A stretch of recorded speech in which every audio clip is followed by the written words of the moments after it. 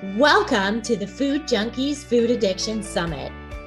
Here we aim to provide you with the experience, strength, and hope of professionals actively working on the front lines in the field of food addiction. The purpose of this summit is to educate you and increase overall awareness about food addiction as a disease with abstinence as the solution. Every day for the month of October, we are sharing one inspiring speaker or highlighted food preparation video from the incredible Tony Vassallo of Moda Nutrition Inc. and the Real Food Revival Movement. We have 4 weeks of interviews with the leaders in the field of food addiction, clinicians who are working on the front lines, registered dietitians and nutritionists that are working toward bridging the eating disorder and food addiction camps, and people just like you and me. Here we talk about all things food addiction recovery. Most importantly, how to thrive rather than just survive. So stay positive, make a change for yourself, tell others about your change, and hopefully the message will spread. And as Vera always says, the power is ours. Okay, hello everybody. Welcome to the Food Junkies Summit. My name is Vera Tarman and I am co-host along with Clarissa Kennedy for this interview. October is the month where we face sugar cravings head on, starting with Halloween and ending with New Year's Eve. Every day is a new challenge. So today we want to speak to one of our wise people in recovery and learn from her secrets. Today, we are speaking with Cynthia Myers-Morrison, who has a number of credentials behind her, the most important being 50 years of sobriety from alcohol and almost 25 years of sobriety from sugar. She is a food addiction counselor with training from INFACT, or the International Food Addiction Training Program. She is a sugar practitioner. She is co-author of the book, The Fix for Cravings, Ones That Don't Work and Now Ones That Which Do Work. And she's a longstanding member of the Board of Food Addiction Institute. So she has a lot of experience, personal and professional, to share with us. So hello, Cynthia. Hello. I'm delighted to be here with you too. And thank you so much for joining us. So we're going to start with our typical question, which is, because we want to know some of your personal history, how did you know, just in a 3-sentence, like not too much, that when you had a problem with food and what your aha moment was? Oh goodness, that's a whole long story. I know. We don't want it too long because we have a lot of other questions to ask you. The short version is the aha moment was that I woke up one morning and I had substances the night before that were very harmful to my body. And that morning I thought, I'm going to kill myself today. And that was a turning point, because there was also a small voice within that said, go to another meeting. And I went to a 12-step program for alcohol and sat next to a woman that gave me the address for a food program. And I went that day and turned over one meal. Somebody asked me, could I turn over one meal? And that was all I could do.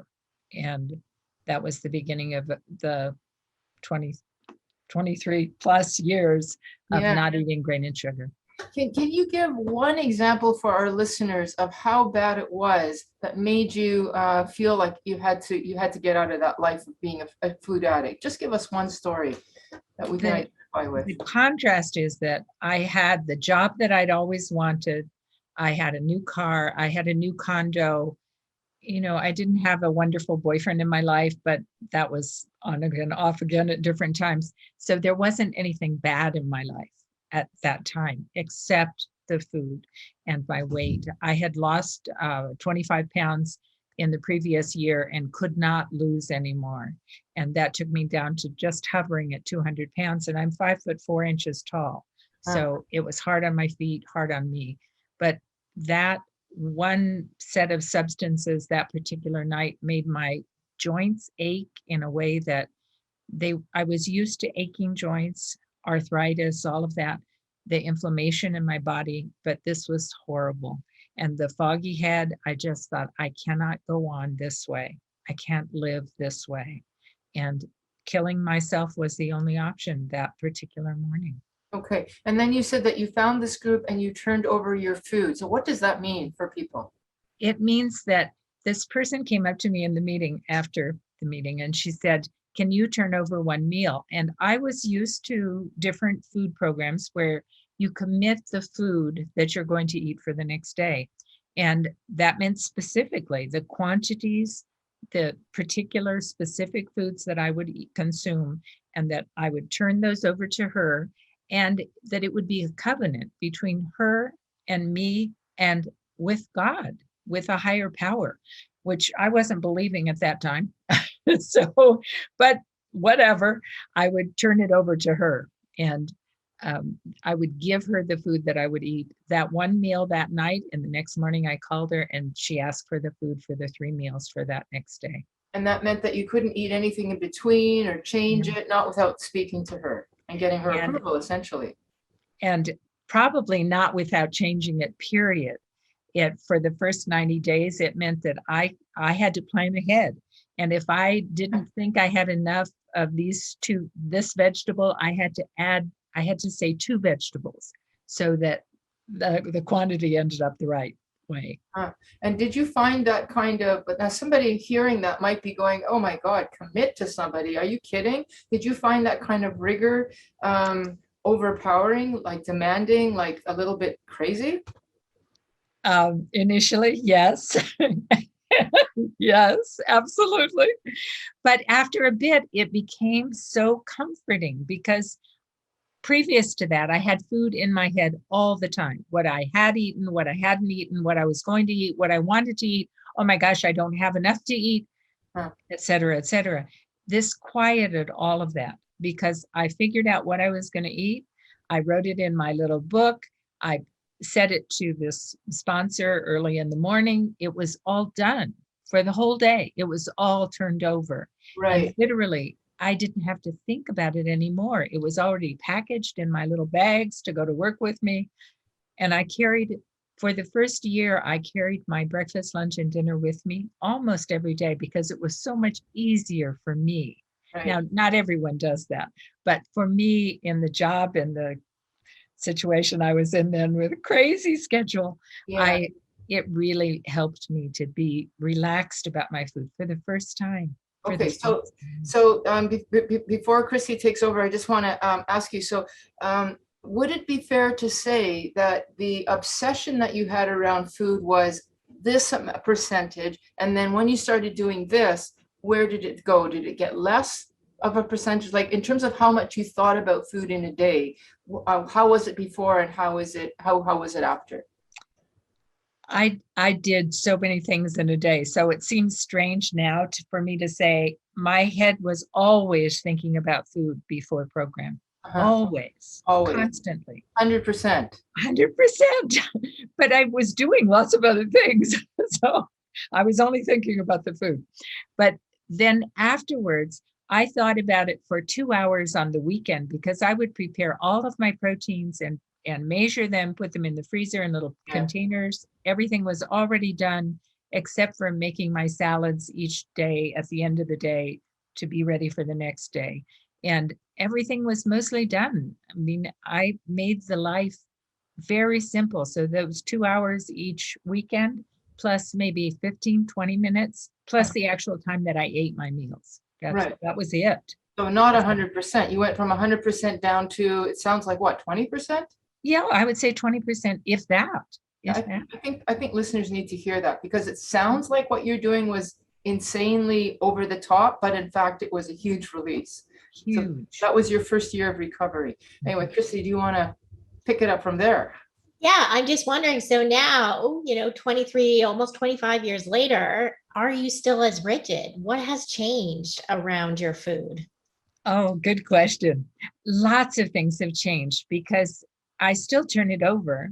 I give it to my sponsor regularly. I do not have the same specificity that's required with this long-term abstinence, but it's still from the same plan. So the same vegetables, fruits, oils, and proteins and condiments are on the same plan. That has not changed. The quantities have changed somewhat. The way that I weigh and measure my food has changed somewhat over the years. For the first 20, I'd say 20 plus years, I wanted the most that I could possibly eat. The Yeah, most, the quantity. I had to have it. And so if it said I had an optional 2 ounces of condiments at each meal, I wanted every single little speck of a bit. But as the years as I've aged, because I'm older, I'm 74 years old now, which stuns me.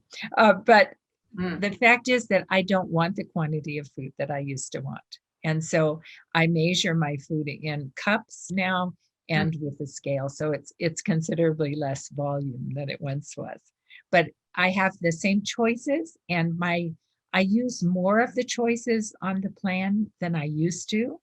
There were choices that after a while I'd look at the plan and I'd say, oh, I'm sort of bored with this stuff. And then I'd look at the plan and I'd find something like a fruit or a vegetable that I had never had on the plan. And I go, has it been on there the whole time? Yeah. Yes, yes, it had. Creatures of habit, right? We like to stick to the same things we know we like, and we know they keep us safe. Absolutely.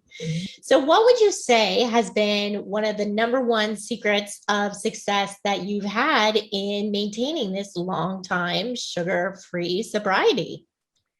The biggest one is this contradiction between the structure, and some people see it as rigid, but the structure that I experience, that is safety, that is security, that I don't have to worry about it. But at the same time, the flip side of that is that it's not chaotic, but it's not rigid either. If I make a mistake today, the response is, oh, I need to call and turn it over to my sponsor or another person that I can do that with. And that takes away that in the middle of the night, oh my God, I didn't eat what I was supposed to eat. I forgot in the freezer. Oh, it's in the microwave. Oh, you might as well get up and just binge, because the food addict in me still has that. You might as well get up and just binge, little talk. Yeah. So having some people, just a few people that I can feel confident to turn over my mistake to and have them say these blessed words, let it go. I'm like, let it go. Initially, it was like, let it go. What does that even mean? I don't know what that means. Because I was used to battering myself, the cat of nine tails of how bad I was. And that freedom to make a mistake, an honest mistake, not one that I'm intending to do something, but an honest mistake, or the examples I gave. So that structure, but at the same time, that freedom, a huge freedom, and the clarity of mind too, that allows me to think so much more clearly without those substances in my body. It's amazing. It really is the best feeling ever. So can you talk to us a little bit about food addiction and the family? I know I was in your presentation that you did on genograms, and I know that you use this in your work. And can you just let everyone know why it might be important for them to kind of examine some of their immediate and maybe even like on, their grandparents' side of like, is it potential that this could be a genetic predisposition we may have? And describe what you mean by genogram as well. Okay. Yeah. I don't know. Yeah. I studied to be a marriage and family therapist, and I studied in the context of using genograms as part of our regular processes, and it was wonderful to do that. Genograms are literally drawings on a piece of paper, and there are places online, or you can contact me and I'll help you do it. I love to work with people with their genograms to look at not only who are they right now, their birth, marriages, plural, some of us, the death rate and where those people died and why they died, how they died, what diseases they had when they were there, and how severe were the difficulties that they had, different kinds. So they might be physiological, that they had metabolic syndrome. They might be diabetes, alcoholism, drug addiction, sex addiction. You go through all of the addictive things, but also the triangles, who is connected to whom and how. So if you have a very strong maternal person within the family, that person affects others and puts into the relationships a triangle, setting that up so that they have a sturdier hold, so to speak. So looking at the genetic predispositions, looking at what came before, what were the diseases that these people had, makes it so much less shameful. I mean, when I look at my own genogram, I have alcoholism on both sides of the family. I have food addiction on both sides of the family. I have sex addiction on both sides of the family. I mean, there are familial circumstances that suddenly, although there were people in my family then, and my mother, who's 97 today, still says it's a matter of willpower. And I think maybe for you, Mom, because I don't believe is an addict. She's the only one in my broader experience that I can clearly say, I don't think she's an addict. That others, some of them I have questions about, but some definitely. But that kind of shame that I felt, that I was the bad one, that I was the bad seed, that I was the first ever to have a divorce. Well, that wasn't true. I was the first ever to be an alcoholic. That wasn't true. I was the first ever, never a food addict. What are you talking about? Mhm. That's all evaporated when you take a clear look at most families. If you have your several generations, your parents, your grandparents, and great grandparents maybe, and your siblings and the children of those families, Yeah. you can see clearly a lot of things. And they may not be the picture your family has told you, but they are a picture that you can see and you can look at, and you can evaporate all of that shame and guilt and I'm the only one. No, not usually, not usually. So, and if you happen to be one of those people who hasn't yet found your birth parents, this is a reason to do so, because to find out about the family clears up a whole lot of things and makes it possible to take action on your own behalf today rather than carrying around a lot of guilt and shame that belongs to other people. Thank Yeah, I you mean, for that question. we know that, even in vitro, when mom is carrying baby, she can determine the weight and the food preferences of that child as it grows up. So, so her diet, even if there's a split later, has a tremendous influence. So yeah, that would be really useful. Yeah. Good I would point. imagine it would Mhm. also explain some level of like intergenerational trauma or learned Yeah. behaviors that maybe were, like you say, our secrets keep us sick, and probably existed when, the every, generation was younger, but maybe not talked about openly. So yeah, I love that, breaking the cycle of shame. Yeah. And the Dutch famine disease research is really interesting to read because it says that our epigenetic system changes if the mother is in a state where she's hungry during her pregnancy. Usually she would not get pregnant, but because of whatever, she got pregnant, and that hunger during the pregnancy then is transmitted to that child to hold on to all of the calories they possibly can because there's famine ahead.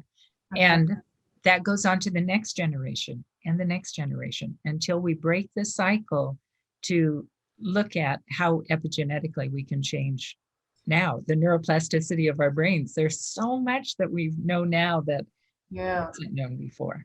Cynthia, I've heard you speak at other times about your real interest in how we feed our children now and your concern about that. And is that coming from this work or just other interests that you have? Can you elaborate a little bit about that? In my own family, um, I had two sisters. One is living still, and the other was a competitive swimmer and had not. She had been ranked for the 1968 Olympics, but she was not an Olympian. And she and my mother went to the Olympics that year in Mexico City to see the swimmers because she was so dedicated to her swimming. She was an active person. she was a team player. She was a long distance swimmer and did other events. She was the outstanding female high school student for Montana for Time magazine that year. So, I mean, we're talking about someone who was active, really active. And she died at age 61. She had had breast cancer, no BRCA gene, and she had died at 368 pounds. So do we have a genetic predisposition in our family? My top weight was 224 and I'm 5'4". And she was closer to 6 foot. So she was tall and beautiful, flaming bright golden blonde hair, huge, massive amount of it. And brilliant. I mean, she was just a brilliant woman. But what we ate as children was heavy on the carbs. I came from a family that had Germanic and Welsh background, coal miners. I mean, we're talking salt of the earth, farmers. I mean, they worked hard, they played hard, and they ate a lot of carbs.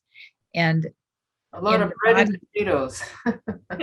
In the bodies nowadays, that doesn't work. No matter how many calories you're burning off with exercise, that doesn't work for some of us. And in our family, that's certainly true. My father suffered with weight issues. He was an Air Force pilot, and he went through great difficulties to get down to flight weight each year. It was very much a problem for him. So what we feed our children, we ate all these carbs, we ate vegetables, orange and green. My mother was very dedicated to that. She was home economics major and did the best that she could within that construct. Now, in the intervening years, we've gotten the pyramid construct, which had 16 servings of grains at the bottom.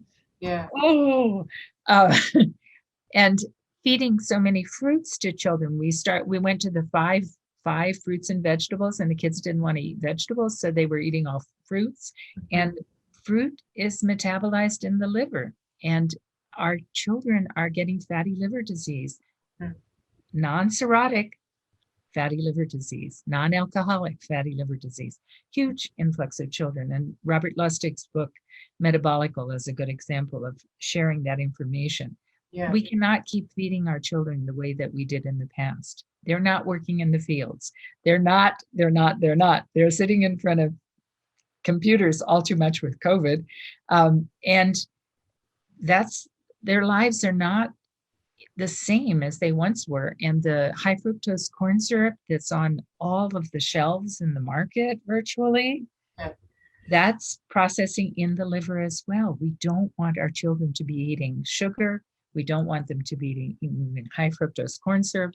My favorite story is about Mike Collins and his twin boys who did not have in utero any sugar because he had somehow talked his wife into no sugar during her pregnancy.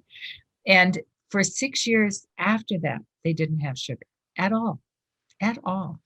And at that time, his mother had told him about his having a little halo around his head on the pillow at night when he'd be asleep. And he never saw his sons with a little halo. He always wondered, like, what was that about? And when they were 6, they had sugar the first time. And that night, he went in to see them in the bed, and they had halos around their heads from the sweat of detoxing from the sugar they had eaten that day. Do we want our children to detox? Do we want them to have that kind of halo? No. Or do we want them to be in a stark withdrawal in a grocery store, shouting and stamping because they can't get their sugar right then and there, and they can't even wait until they get home? And that's what we see all the time. So Cynthia, given that you've given us a bit of your own personal story, you also are in the field, and I understand that you are on the food addiction. Do you want to talk a little bit about some of your professional affiliation? Sure. Yeah. I've had the privilege and honor of working with Phil Wardell and Mary Fushi and the Acorn Group with Esther Helga Gudmundsdottir and InFact and the International Food Addiction Counselor Training Program. And also with Bitten Johnson, with the holistic medicine addiction group. I am honored to say those people's names. I mean, that is just such a privilege. And I've enjoyed working with each of them, and all of them in various capacities have served on the Food Addiction Institute board. Another person with whom I've had the pleasure of working is Dave Avram Wolf, who is my co-author for The Fix for Cravings. And that too has been a wonderful experience to work with a young dietitian, registered dietitian, who is caring about his clients and delighted to be working with people to get them away from sugar and generally grains and other carbohydrates that are unhealthy for them idiosyncratically. So that has been a wonder, and all of them, Dave included, are board members for Food Addiction Institute. I've also worked with Judy Wolf, Dave's mother, who is the person that weekly, monthly works with Chrissy and me and Molly Pain Shop and others on Ali Budikan and M. Twardowski. I think I'm saying her name correctly. Good. We are the ones that work with the social media committee to get information on the Instagram and Pinterest and Reddit and Facebook and other media to get information out about food addiction, to get questions out, to get people involved in knowing more about food addiction, that it really is real. And that we at one time were going to try to get one question more in those questions they ask you about drug and alcohol and abuse, to get one question more. Do you have trouble not eating certain foods or substances? Some of them are even food. So with all of that, you mentioned a number of people, all who have their own unique contributions. So what is yours? What does Cynthia give the world, or give the food addiction world specifically? My unique contribution, I think, really has been addressed already with my bringing up the question about children, my bringing up the question about families, that we in a family need to be responsible in terms of what we're giving our children to eat, and that they need to have protein, they need to have oils that are probably not seed oils, they need to have some fruit, but not an excessive amount of fruit, and they need to have the wherewithal to have, I think I left off proteins. Do want proteins there too. But we don't need to feed them the carbohydrates that we have been so used to giving children. That isn't a necessary part of their food. And we need to encourage them to find activities that they love to do and want to do. I mean, late in life, I found jazzercise. I want them to find, whatever activities in teams or individual, to really enjoy active lives, not sitting so much in front of the computers as we have these last couple of years with COVID. So what would you say would be one of the real struggles or obstacles that you have in the work that you do, and in, I can use an example. Recently, I was with a large gathering of 22 people, a family, an extended family, several generations of family, great-grandchildren. The youngest, I think, was 3, to me, 74. So an extensive group of people. And what was being consumed, food-wise, substance-wise, beverage-wise, was not modeling behavior that would be helpful. It just wasn't helpful. It was like, what are they doing? What are they showing to these little tiny children, the 3-year-old and the 8-year-old and the, under teen? What are they showing to that child, in terms of their own behavior and how they act when they are under the influence of these substances? And there were many round things, lots of round things, all sorts of different round things, most of them had a lot of carbohydrate in them and sugar. So, how can we get this information to parents to get them to change their behaviors, to demonstrate healthier behaviors themselves. And then to get the children to see that those are behaviors that we want to have them choose. I can't say to a child, well, you do this and I'm going to do that. I've tried that. It doesn't work very well. So it's the biggest thing is to get parents on board so that the children do not have to do it by themselves. But on the other hand, I had somebody say to me, well, you can't tell the children that they can make choices. And yes, I can. And yes, I do. So they can make choices. And even if their parents are choosing to do behaviors that are no longer societally acceptable, for example, smoking. I mean, generally people are not positive about smoking. And children can say to their parents, I don't think you should smoke.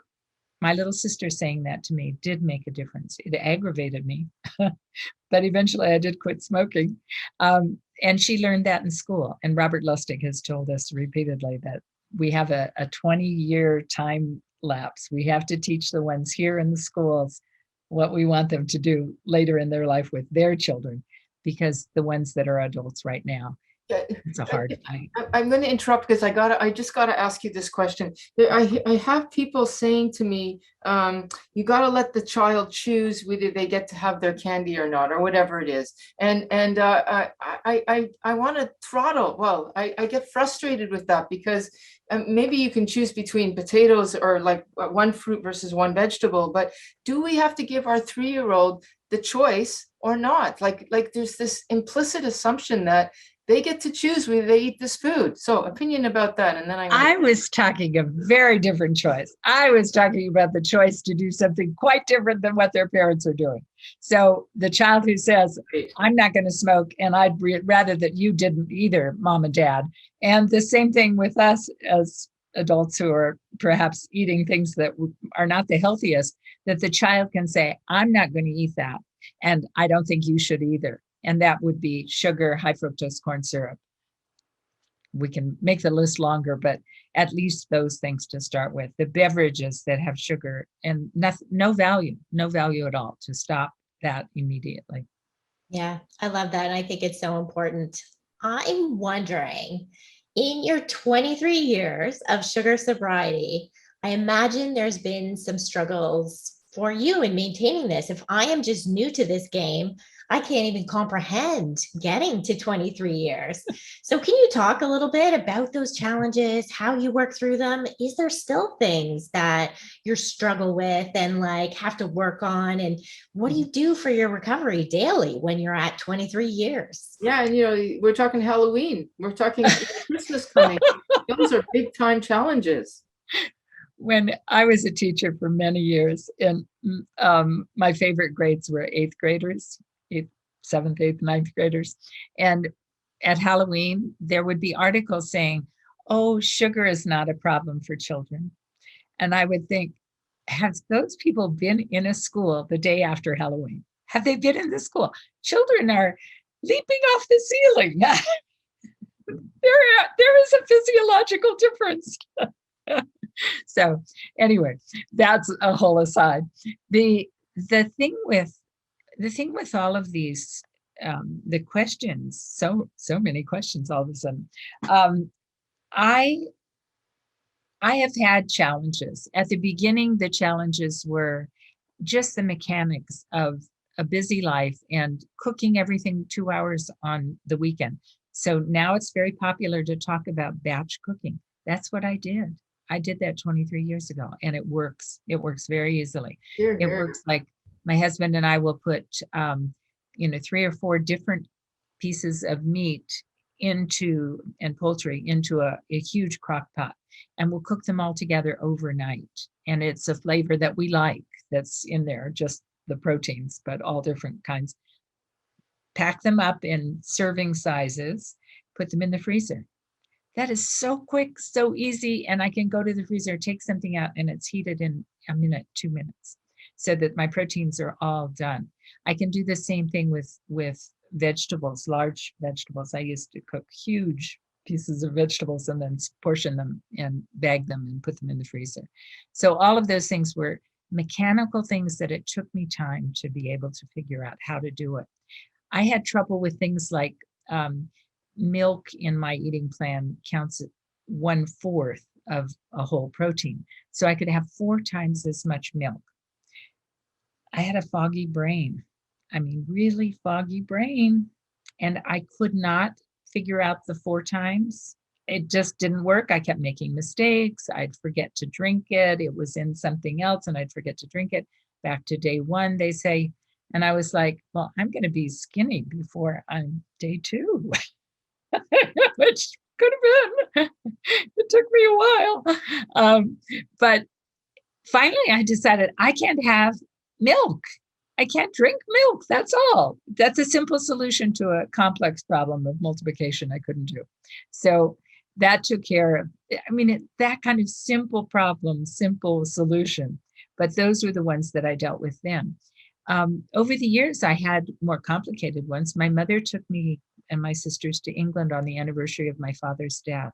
And we went to the House of Lords and Ladies and went to visit one of her friends who was one of the ladies of the House of Ladies and Lords.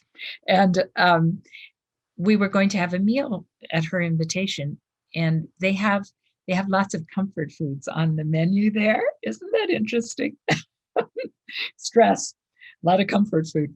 And I had decided, because my mother and my sisters were adamant, they were so upset that I would think about weighing and measuring my food at the table in that setting, that they said, no, you can't do that. And I said, well, I am going to weigh and measure my food. I do that. And not everyone does, and not everyone has to, but I have broken eyes. So I said, I'll make something that I can take in the little bag and then just ask for a plate. That probably shouldn't be such a problem. And so when the woman got up to go and ask a waiter if she could have a plate for me, the other woman that was with my mother and the lady said, well, I don't think it'll be a problem because she's very, very well respected by the staff. And I thought, oh, it was a problem. Oh my gosh. But years later, my sister said, you didn't do that. You're telling a story and that's not true.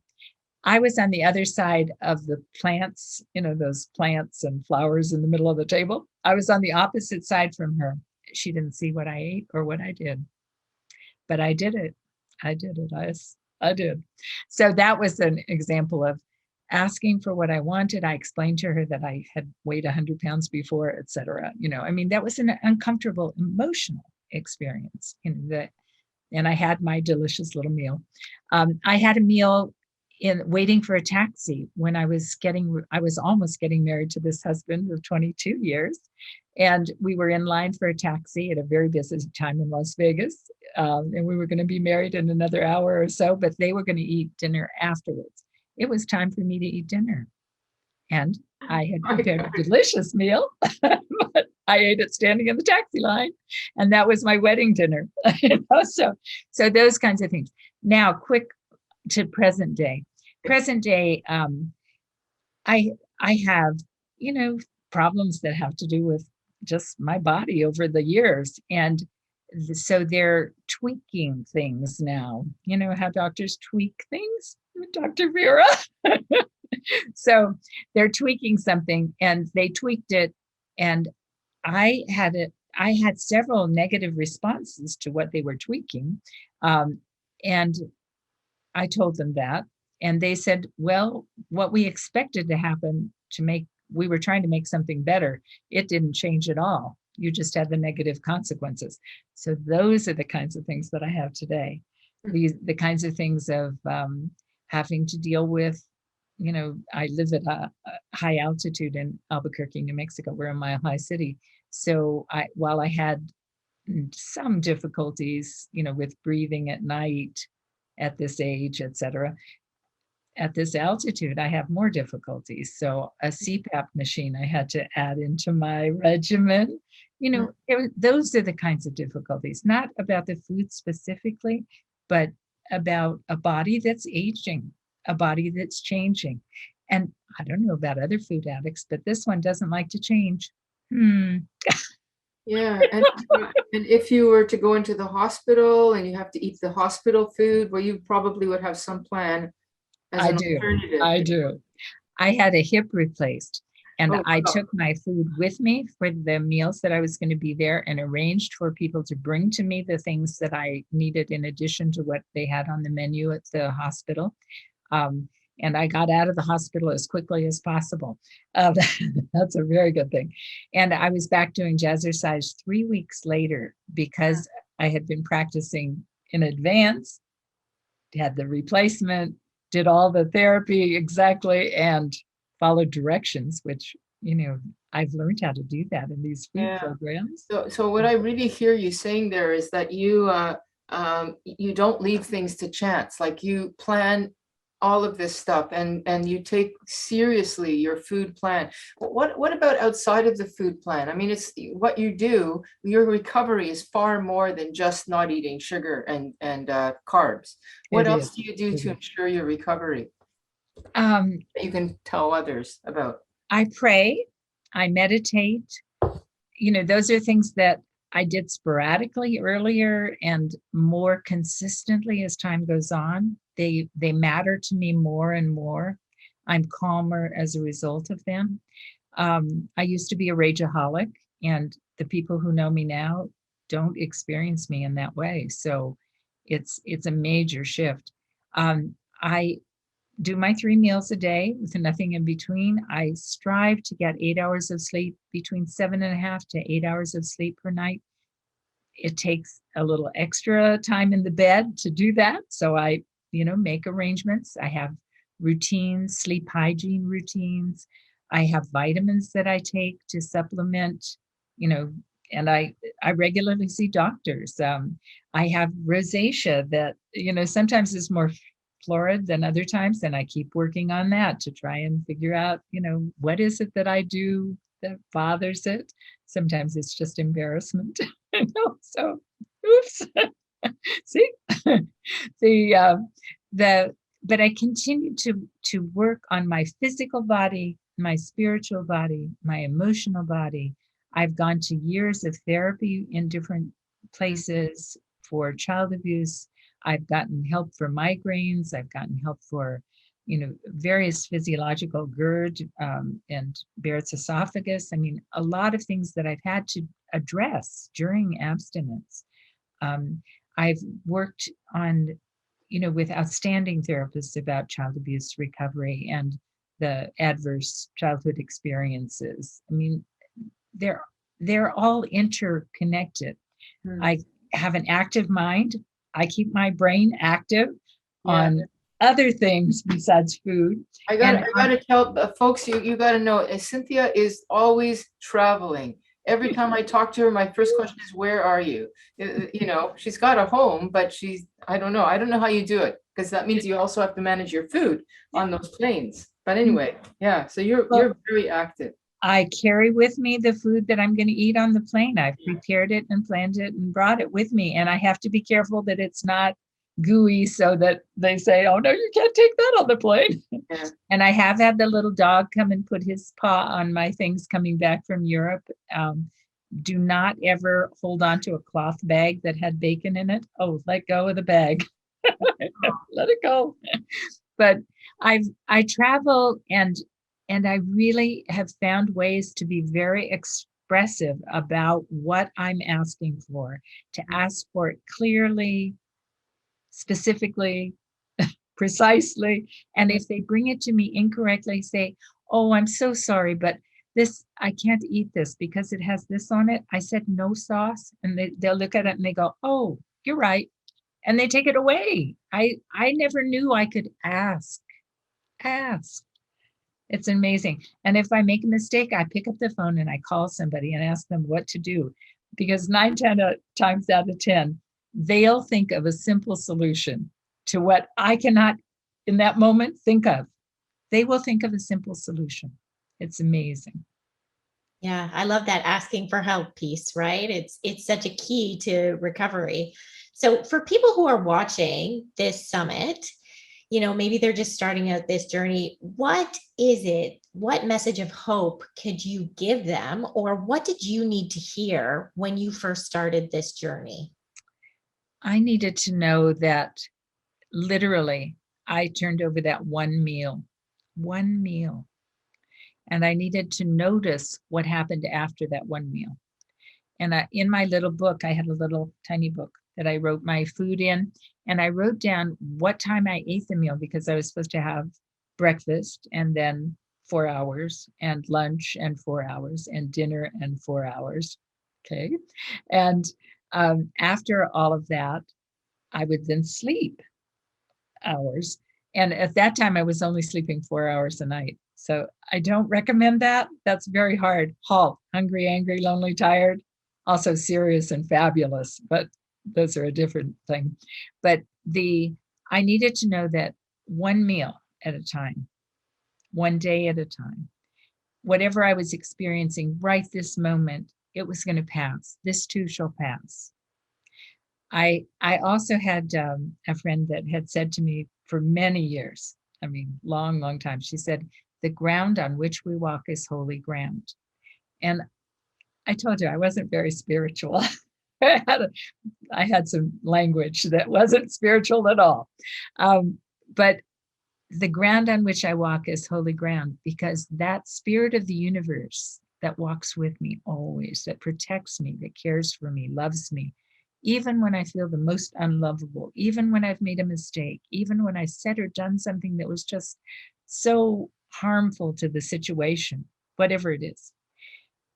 Even then, that higher power, loving power, universal power, whatever you call it, my sister recently had tattoos made, the ones you can stick on, and her husband died, James K. Luce, who was a doctor who worked with Tom Dooley in Medico before the Vietnam War. And I mean, a whole bunch he was an amazing man.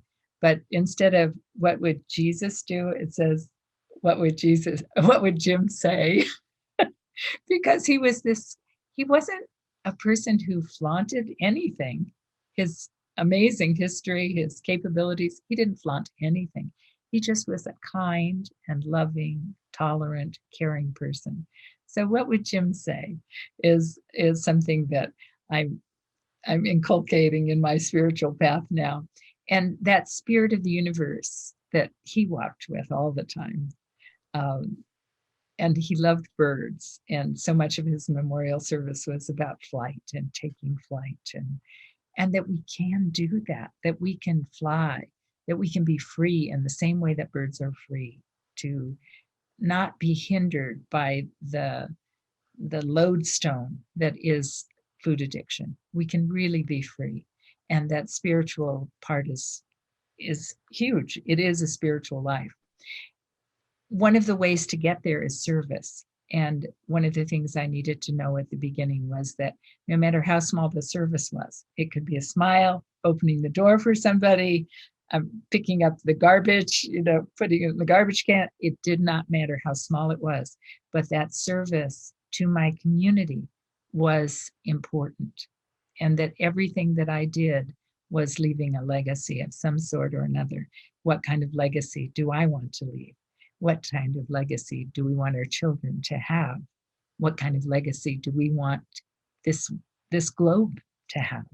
And we are part of that. We are all the same species.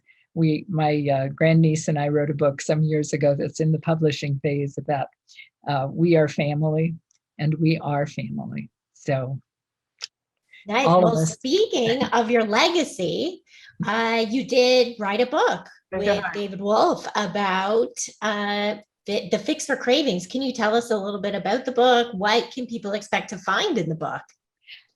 The book is a strategy for those people, two groups of people. One group is the group of people that really doesn't want to be in a 12-step program. Okay, so this is another way to do it. You create your own little group that is a support group for you, because we cannot do this alone. It's too hard to do it alone. So if you want to be in a 12-step group, find one that fits your needs, and find one that feels comfy, like it needs structure. They do need structure, but it doesn't have to be so rigid or so chaotic. It needs to be someplace in the flow in between.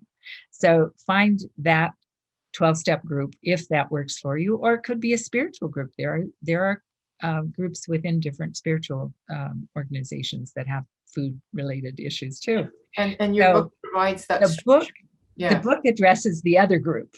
Yeah. It addresses the group that doesn't want this. So how to form your own group of 3 or 4 or 5 or 6 other people, and go through the book step by step and choose to change 2 things per week. One is with regard to food and moving towards a cleaner food plan for you that gets rid of all of your trigger foods. Anything that 2 hours after you eat it calls your name. If you eat it and it calls your name 2 hours later, not yours, not your food, not yours. So no matter what it is, it may be healthy for other people, but not you. Then one other change, and that might be a change in terms of relationships, setting boundaries, having a clear sense of how you spend your money. I was going over a food and money plan with someone today, and those are changes that you make incrementally and share them with the other people in the group.